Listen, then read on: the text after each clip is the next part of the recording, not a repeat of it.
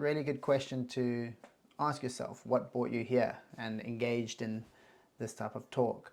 Because I believe that that is one of the most important questions to ask yourself. And the reason I believe that is because it was asked to me one day and it really changed everything. You know, I'd had this huge spiritual awakening in my early 20s, very profound and one of the most beautiful experiences I've had in my entire life. I remember, I was driving in traffic and it just happened spontaneously. I didn't do any practice prior, nothing. I wasn't following a spiritual path at all. In fact, I was actually going through a bit of a life crisis at the time. I was going through a breakup with my partner. At the time, I had a severe career-ending injury, and I'd also developed this chronic fear of death, where I explained in my last video that it caused so much anxiety for me that emotions became so overwhelming that something just cracked inside of me. So it was almost like the catalyst for my spiritual awakening was I had to go through this type of crisis. And what I've found in the last decade of pursuing the spiritual path is I don't like it personally, but it seems to be always the catalyst for deeper awakenings in my experience. I keep hitting these crisis moments where I'm struggling to figure something out. Some things flow more smoothly, but there's always a sense of crisis that you reach that's really challenging you. It could be a breakup, could be financial difficulties, could be the loss of a loved one, but you enter this crisis and then all of a sudden something just cracks. And that happened to me. And when that happened, I completely changed my life from one day to the next. And I'm not talking about a slow, gradual effect, although some people do have spiritual awakenings in slow, gradual effects too. And we can go into that one in the next video maybe. But mine was very sudden and immediate. I'm talking, I went to work the one day and I came home completely different, and I just shifted my life completely. I had severe anxiety before, and then after that, the anxiety was completely gone. And the thing that felt the most important was pursuing this path. It was the most clarity I think I've ever felt in my life. I was just clear, this is the path that I'm taking. And I didn't know exactly what that path was. And I remember booking a round the world ticket, a one-way ticket. And when I arrived at my second destination, there was this teacher that was there. And my friend really wanted to go and see him because I went traveling with some friends in the beginning. And we went to this teacher, and the first day I was kind of not really that overly interested, but I was open. And he asked the question, what brought you here? And this is now 10 years after my big spiritual experience. I'd, kind of forgotten a little bit about it. And I had all these stories, just like I mentioned in the beginning, that what brought me there, I was just traveling the area and my friend wanted to come here, so that's why I came, and all these stories. And he answered the question saying that it was divine grace that brought you here. And I remember the feeling. He just got my attention. It was a hook. And it just took me back to that spiritual experience, and it just really reminded me that the North Star of my whole experience and travels was that experience as the catalyst.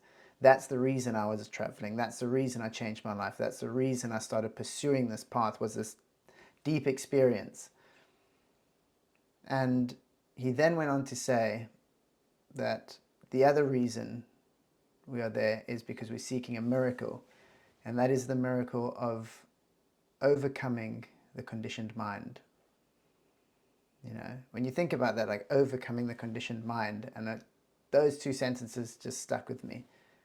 And that's why I find it such an important question to ask, because, there's another story that I'll bring into this of, I heard when I was overseas, one of my friends told me, and it was the story of this father that's walking his young child on the beach, and the young child is just in awe. It's looking around at the sky, the ocean, and all of a sudden it looks and it points, and there's this beautiful blue bird flying through the sky. And the father says, "That's a blue bird." And it was the last time the boy ever saw it. And what that means is that, what that story was actually saying from my friend's perspective was that when you label something, you no longer see it as it is. When you create a belief or you put a label on something, you no longer see it for what it is, because the words blue bird don't describe what that young boy was experiencing, the connection to it. It actually separated him from the experience because he was feeling it, he was in awe by it, and then all of a sudden it's a label and it becomes a thought. And that happens so much on this path, is that my own experience is constantly being confronted with my own conditioned beliefs. And you can see this in so many different aspects, especially when you get triggered in a specific situation. There's something that's happening that everyone's a part of, and then all of a sudden you get triggered, whether it's by your partner or your parents or your child, your friends, stranger, and all of a sudden you have all this tension, frustration, anger, and you no longer see the situation as it is. You start to react out of a certain place, out of a belief, out of a label that this shouldn't be like this, that person shouldn't be acting like this, I shouldn't be being treated like this, whatever the situation is. We no longer see the situation clearly as it is. We're stuck in our own story and we're stuck in our own conditioned beliefs, and it causes so much suffering. And this path for me has been really challenging. That's one of the hardest parts about the spiritual path, is it feels to me like it's a search for truth, whatever that may be. And a part of the path is we have to kind of be true with ourselves, and by doing that we have to challenge the conditions of our mind.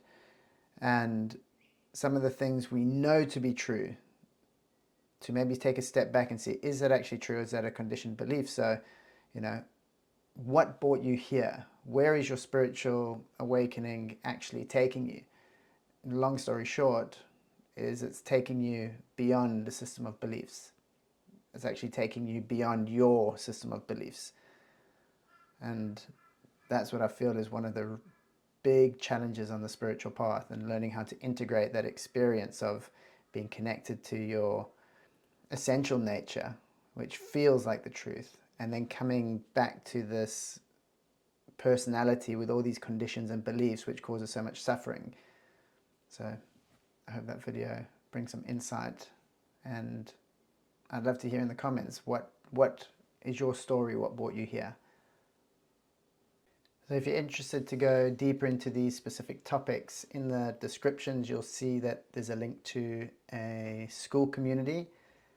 It's a free integration circle for spiritual seekers and people that have had spiritual experiences to join, come together, have conversations with each other, and just be a part of a supporting community. So if you feel called to it, check out in the descriptions the school link and just sign in.